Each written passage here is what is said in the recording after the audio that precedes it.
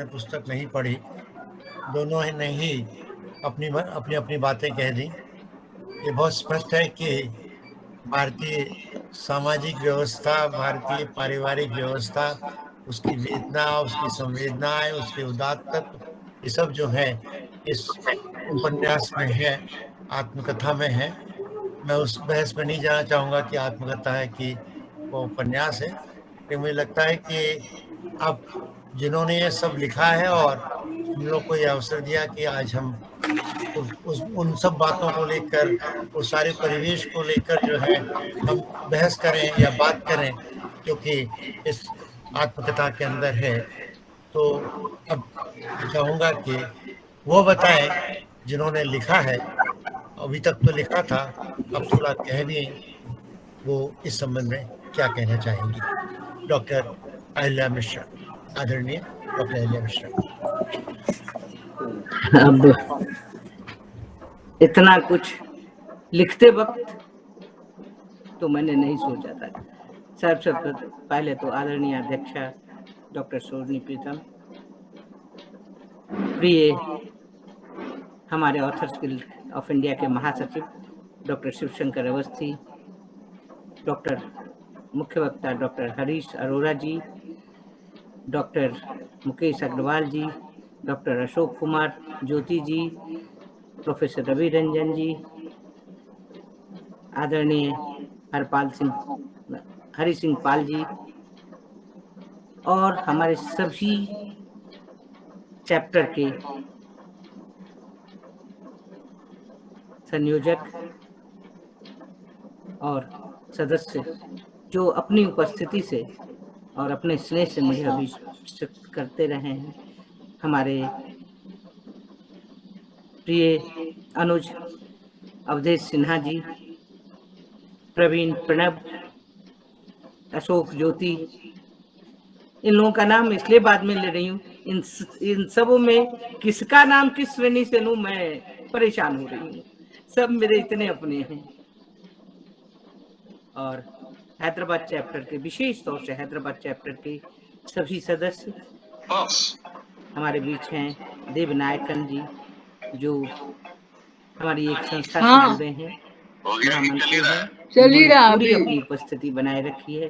दर्शन सिंह जी हैं, और कर दूंगी मैं आधे हमारे घंटे मानद बाद। सदस्य ऋषभ देव शर्मा, गोपाल शर्मा जी जो दूसरे विश्वविद्यालय में थे, अब आज ही है ना? हैदराबाद में विदेशों के विश्वविद्यालय में हाँ, थे, तो मैं और आधे अब घंटा बाद, हैदराबाद अब में इसके बाद धन्यवाद उपस्थित है। ज्ञापन ही अरविंद रहेगा।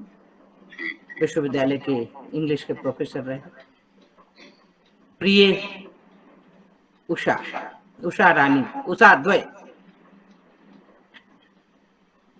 जिन्होंने मुझ पर विशेष अंक निकाला, उषा रानी जी ने, और बहुत सारी इंटरव्यू, बहुत सारी चीजें दी।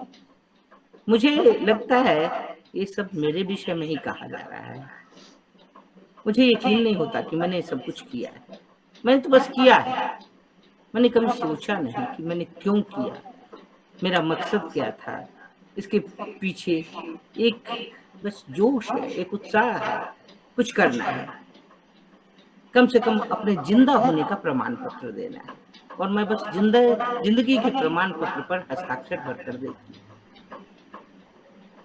आत्मकथा की बात और उपन्यास की बात बड़ी शिद्दत से यहाँ उठाई गई है।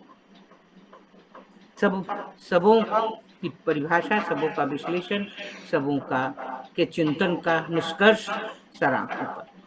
लेकिन मैं जानती हूँ कि आत्मकथा द्वारा व्यक्ति अपने अंदर के भीते हुए, छिपे हुए भीतर के सारे अदृश्य संसार को या अपने संपूर्ण व्यक्तित्व को, उससे जुड़े समाज, सांस्कृतिक परिवेश सहित को वस्तुनिष्ठ रूप से पूरी ईमानदारी के साथ पाठकों के समक्ष उद्घाटित करने की एक सशक्त साहित्यिक विधा मात्र है।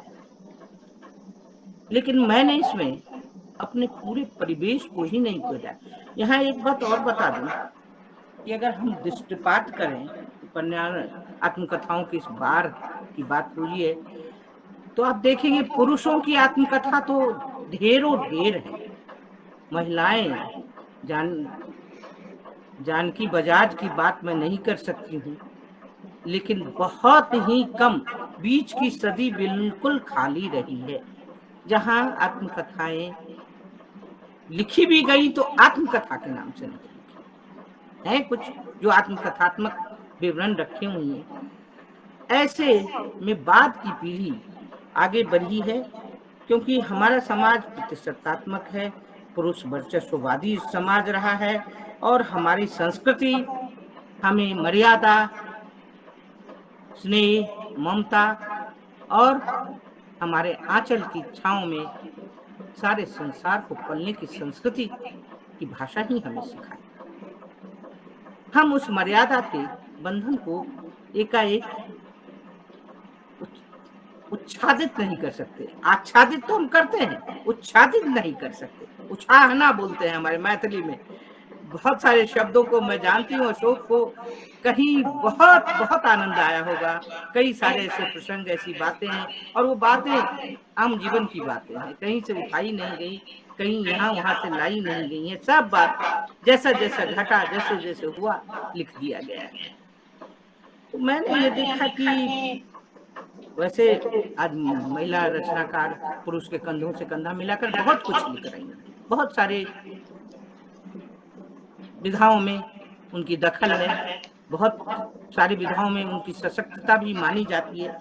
लेकिन अगर देखें तो दशक के उत्तरार्ध में, 20वीं सदी के दशक के उत्तरार्ध में विशेषतः हम पाते हैं कि बहुत सारी महिलाओं ने आत्मकथा की प्रक्रिया में एक का एक प्रवेश किया है, लिखा है। बहुत बहुत नाम उद्धृत किए भी गए हैं, चाहे मनु भंडारी एक कहानी ऐसी भी हो ले लें, या रसीदी टिकट ले लें, अमृता प्रीतम की बात मैं कर रही हूँ, या कौशल्या वैसंत्री का लेखन ले लें, या सुशीला टाक भोरे का लेखन ले लें।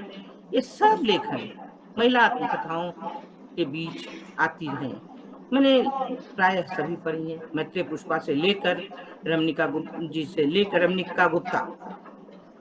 से लेकर बहुत सारे, यहाँ तक कि महाश्वेता देवी के भी कुछ अंशों में आत्मकथा का की झलक देखी। लेकिन हर जगह बस त्रासद, शोषण और इन सब बातों को ही चित्रित किया गया। मुझे ऐसा लगता था कि ये सब पता नहीं स्त्री क्यों इतना डरती,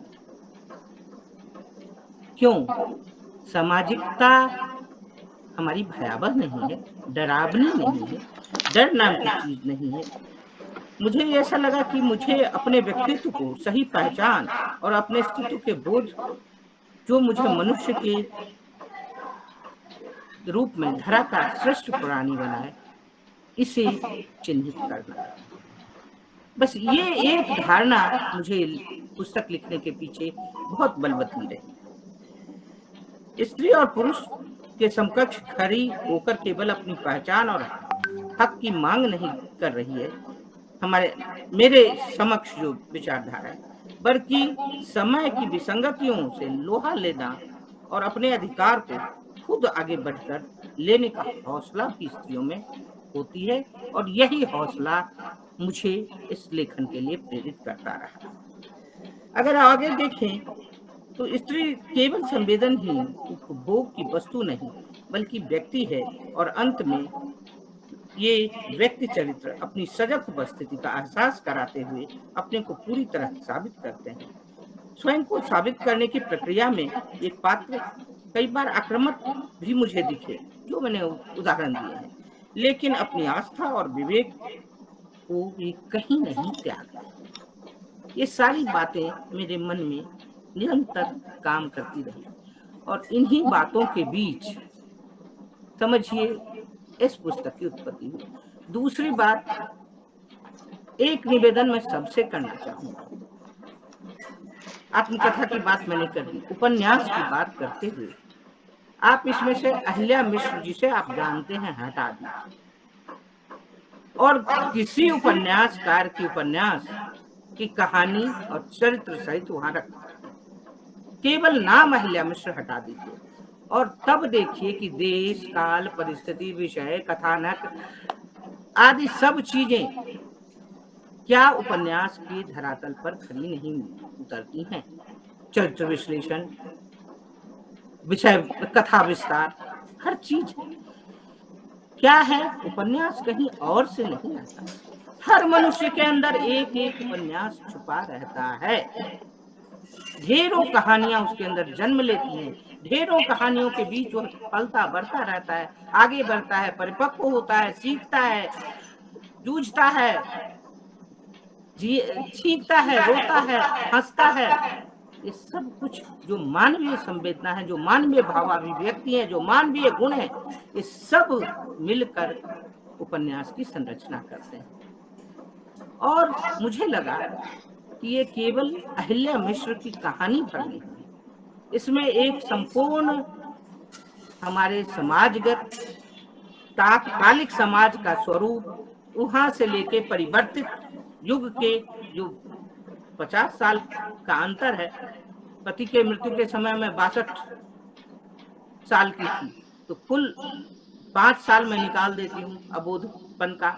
बाकी जो साल है 57 साल के युग का, जो हर दशक के बाद चेतनता बढ़ती गई है, युग परिवर्तन होता गया है, उसमें जो सामाजिक परिवर्तन जैसे जैसे हुए हैं, इन सारी बातों को समेटने, एक परिवेश से दूसरे परिवेश तक आने की बात मैं कर रही हूँ। तो यह तो उपन्यास ही कर सकता है। लंबे युग की कहानी अपने तात्कालिक सभी परिस्थितियों को अपने अंदर समोए हुए आगे बढ़ने की कला उपन्यास की होती है। अतः मैंने ये नाम दिया। हो सकता है मेरी विवेचना, मेरी परिभाषा, मेरी चिंतन के अनुसार ये है।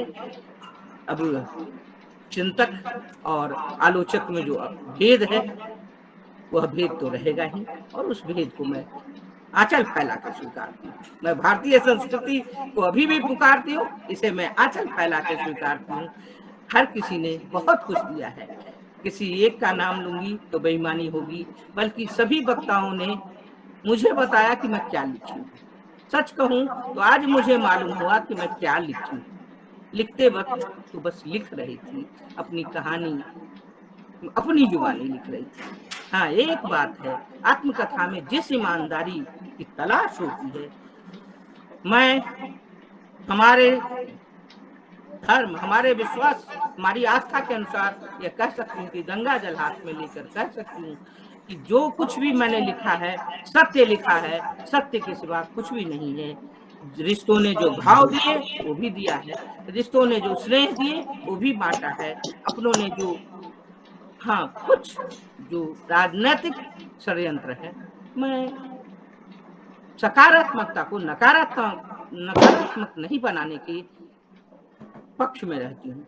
जीवन को सकारात्मकता से देखी जानी चाहिए और सकारात्मकता को ही विस्तार देना चाहिए, क्योंकि एक उपन्यास किसी के आचरण में परिवर्तन भी ला सकता है। एक कहानी आगे आने वाली पीढ़ी के लिए एक मानदंड बन सकती है।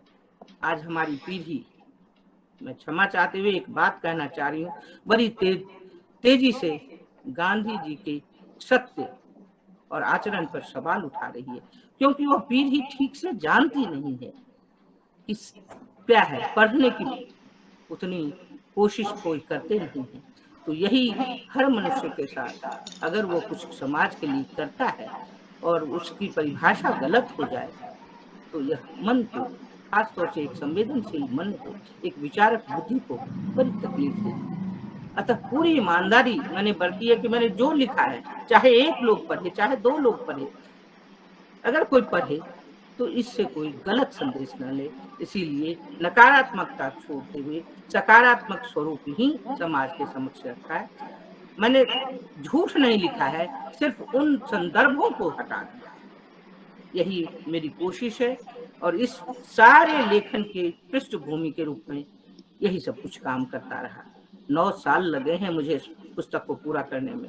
बहुत काट छांट हुई, बड़े सारे इसमें मैंने निकाले प्रसंग, मुझे जो अनर्थक लगे, जो योग्य नहीं लगे, उन प्रसंगों को काटा छांटा, और अब आपके सामने आज जो कुछ मेरे लिए मिला, मुझे सब मेरे वरेण्य हैं, सब मेरे शिरोधार्य हैं, सबको एक एक का नाम लेकर मैं धन्यवाद नहीं करूंगी, मैं सिर्फ इतना कहूंगी, ऑथर्स गिल्ड ऑफ इंडिया, मेरी सेवाओं जो मैंने लगभग 28-29 साल से इस संस्था के साथ ईमानदारी से अपनी जुड़ाव रखी है, उस इतना सुंदर प्रसाद देगा ये मैं नहीं जानती। अरे बस इस प्रसाद के लिए आदरणीय सोनी प्रीतम, प्रिय शिवशंकर अवस्थी महासचिव और सारे कार्यकारिणी एवं सारे चैप्टर के सभी लोगों को बहुत बहुत धन्यवाद। अगर कहीं चाहे अनचाहे कोई भूल हो गई हो तो क्षमा प्रार्थना। नहीं। सभी दर्शकों से, सभी श्रोताओं से इतना ही कहूंगी कि हो सके तो उपन्यास पढ़िए, और स्त्रियों को खास तौर से निवेदन है, पढ़िए। स्त्री को एक मैंने गढ़ा है उसमें, उसे देखिए, अगर कुछ बुरा लगे तो कहिए। धन्यवाद, प्रणाम। बहुत बहुत धन्यवाद। बहुत अपनी बात जो है बहुत बढ़िया तरीके से प्रस्तुत की। मुझे लगा कि इसमें मैं कुछ शब्द जोड़ दूं कि लेखक जो होता है वो समाज सुधारक नहीं होता। ये जिम्मेदारी लेखक की नहीं है कि वो समाज को सुधारे, लेकिन हाँ, समाज की जो विसंगतियां हैं उसको अपने लेखन के द्वारा पाठक के समक्ष और समाज के समक्ष प्रस्तुत करना, यह उसकी बहुत बड़ी जिम्मेदारी होती है। और जितनी ही स्पष्टता से, जितनी परिपक्वता से वो इसको प्रस्तुत करता है, वही उसकी लेखन की, मैं समझता हूँ कि वही उसकी सफलता है। और इस रूप में आपका लेखन जो है वो पूर्ण तौर पे सफल है। वो प्रश्न अलग है कि कोई आत्मकथा है या उपन्यास है, औपन्यासिक आत्मकथा है, आत्मकथाइक उपन्यास है, हम लोग उस प्रश्न में ना जाए। लेकिन बहुत बहुत यानी कि एक बार मन करता है तो उसको आप पढ़ लेते हैं। एक पाठक, महिला पाठक है, हम लोगों को जानते हैं, मैं उनका नाम नहीं लूँगा, तो वो तो उन्होंने मुझे फ़ोन किया, उन्होंने कहा कि मैं जब पढ़ रही थी तो मेरे आंखों में आंसू आ गए। मैं कहा मुझे रोकना पड़ा पढ़ना, क्योंकि मैं अपने आप पर नियंत्रण नहीं कर पा रही थी, पुस्तक जो थी वो खराब हो रही थी।